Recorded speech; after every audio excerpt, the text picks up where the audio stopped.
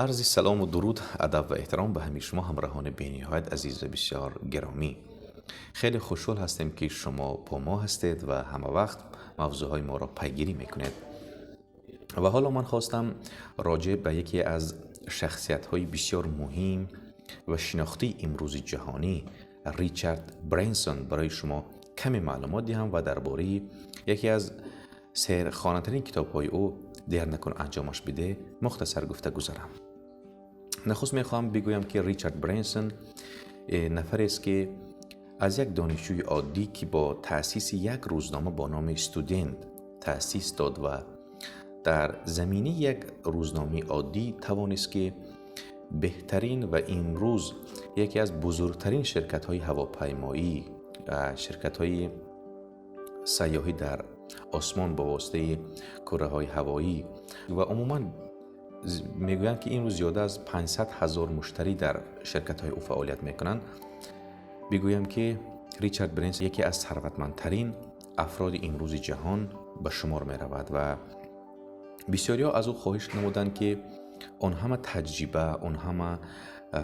موفقیت های خودش را در شکل کتاب نشر کند و یک کتاب نوشت با نام دیر نکن انجامش بده. و این یک کتاب چندان بزرگ نیست و اما در یک کتاب کوچک در 13 فصل او توانسته که بسیار ویژگی های مهمی راهبری، کارآفرینی و رسیدن به موفقیت را بازگو کند، رونمایی کند و مصلحت های بسیار مفید برای خواننده بدهد. و در برابر آن که این کتاب بسیار موضوعهای مهم و مبرم امروز کشور ما را نیز میتواند مطرح کند و جوانان میتوانند از این کتاب به خوبی استفاده برند، همچنین راهبرانی که باید چگونه به کارمند مناسبت کنند و حتی به این مسئله ها هم ریچارد برانسون توانسته که در این کتاب بحث کند و در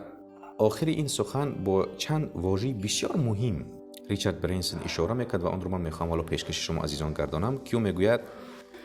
در همه حالت در کجای هستید برای رسیدن به موفقیت در عملی شدن کارتون دیر نکنید، خودی حالا انجام دهید و خودی حالا شروع کنید، یعنی انجام دهید. و او میگوید بجای واژه نه کلمه آره را فکر کنید که هیچ کاری در این دنیا امکان ندارد که حل نشود، یعنی همه وقت به جنبه مثبتی رسیدن به هدفتان را فکر کنید. و همچنین او میگوید که همه وقت در حرکت باشید، در یک جا باز نیستید، هیچ وقت در حالت خوب بودن قناعت نکنید، همه وقت به سوی عالی بودن شتاب کنید. و حتی او اشاره هم میکند که چگونه از سمت خوب باید به عالی رسید. و یک ویژگی او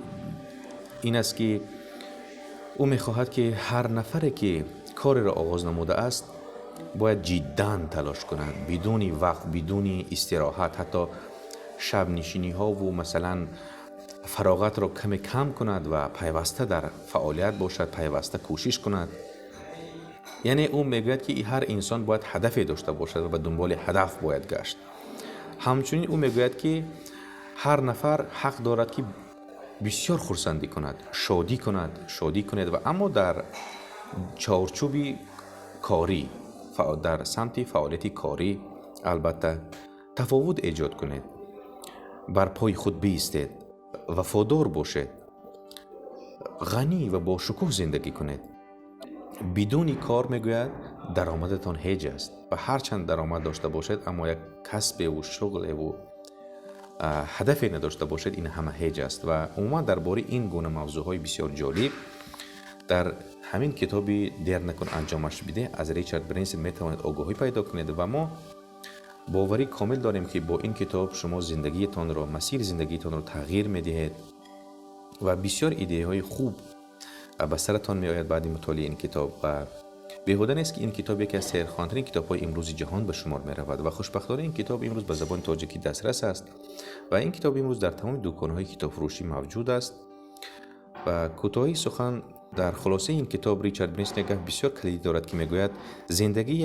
زندگی یا یک ماجراجوی جسارانه است یا هیچ چیز دیگری نیست. یعنی در این زندگی باید جسور بود.